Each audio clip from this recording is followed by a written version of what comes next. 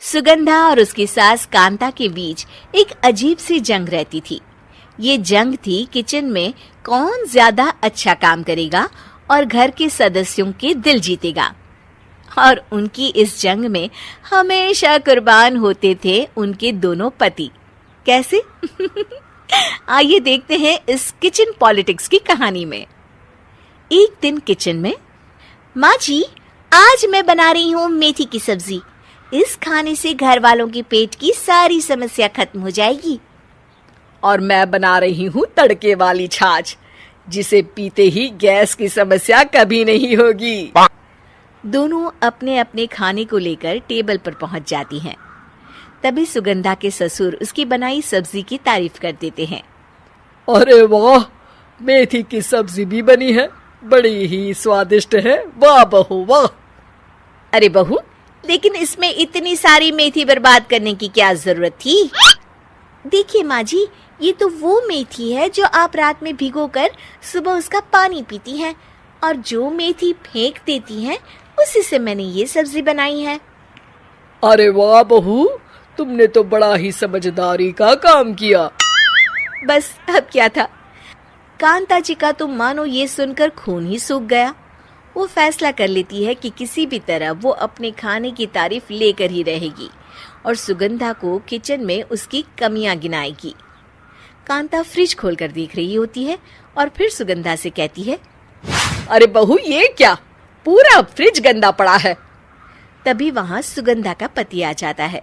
वो सुगंधा को डांट कर कहता है, सुगंधा, तुम्हें कितनी बार कह रखा है कि वायरस फैल रहा है, साफ सफाई का पूरा ख्याल रखना है, लेकिन तुम किचन में इतनी गंदगी रखोगी तो कैसे चलेगा। सुगंधा सास की तरफ देखती है जहां वो मुस्कुरा रही होती है। सुगंधा समझ जाती है कि सास ने उससे बदला लेने के लिए ये सब किया है।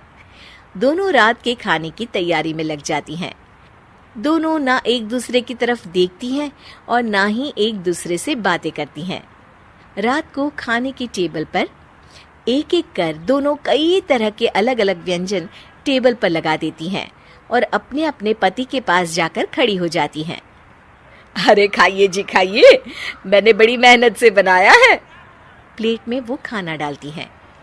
सुगंधा भी दोनों की प्लेट में खाना डालते हुए कहती है, बड़ी ही मेहनत लगी है इस खाने को बनाने में। हाँ, दोनों को ना चाहते हुए भी सारा खाना खाना पड़ता है। कहीं दही तो कहीं मलाई तो कहीं मसाला। और इन सब के बाद दोनों बड़ी ही मुश्किल से अपने कमरे में सोने जाते हैं। लेकिन अगली सुबह सुगंधा का पति चिल्ला रहा होता है, हाय रे, हाय मेरा तो पेट खराब हो गया, हाय माँ बहुत दर्द हो रहा है। तो वहीं कांता के कमरे से भी कुछ ऐसी ही आवाज आने लगती है।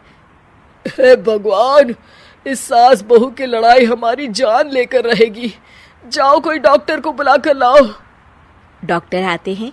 दोनों को देखकर कांता और सुगंधा से कहती हैं, देखिए, आप दोनों इन्हें खाने में हल्का ही दीजिएगा। हो सके तो रात का खाना जल्दी खाया करे और वॉक किया करे। इतना कहकर डॉक्टर वहां से चले जाते हैं। जिसके बाद एक बार फिर से दोनों बहुएं किचन में जाती हैं और खाना बनाने में लग जाती हैं। रात में खाने के टेबल पर दोनों एक बार फिर से खाना लगाने लगती है। पापा जी, मैंने ये पतली मूंग की दाल की खिचड़ी के साथ ये पापड़ और पुदीने की चटनी भी बनाई है। अरे बहू, अभी अभी बेचारे पेट की बीमारी से गुजरे हैं, इतना भारी खाना तो डॉक्टर ने भी मना किया है ना। देखिए, मैंने आप दोनों के लिए सूप बनाया है। और दोनों उन लोगों की प्लेट में खाना डालने लगती हैं। तभी दोनों एक साथ बोल पड़ते हैं, बस करो, हमें माफ करो, हमें नहीं खाना इस घर में ना खिचड़ी और ना ही सूप। हम इंसान हैं, एक वक्त में एक ही खाना खा सकते हैं। बस करो, हमें माफ करो, हमें नहीं खाना इस घर में ना खिचड़ी और ना ही सूप। हम इंसान हैं, एक वक्त में एक ही खाना खा सकते हैं। इतना कहकर वो दोनों वहां से चले जाते हैं। कहानी का अंत। आप लोग उम्मीद कर रहे होंगे कि अंत में सब ठीक हो जाएगा। नहीं जनाब, अगर सास बहू के बीच सब ठीक हो जाए तो आप ये सीरीज देखे ही क्यों? तो मजा लीजिए इस चैनल में सास बहू से जुड़ी कहानियों का, क्योंकि ये ऐसा रिश्ता है जिसकी मिठास उसकी खटास में हमेशा ज्यादा ही रहती है।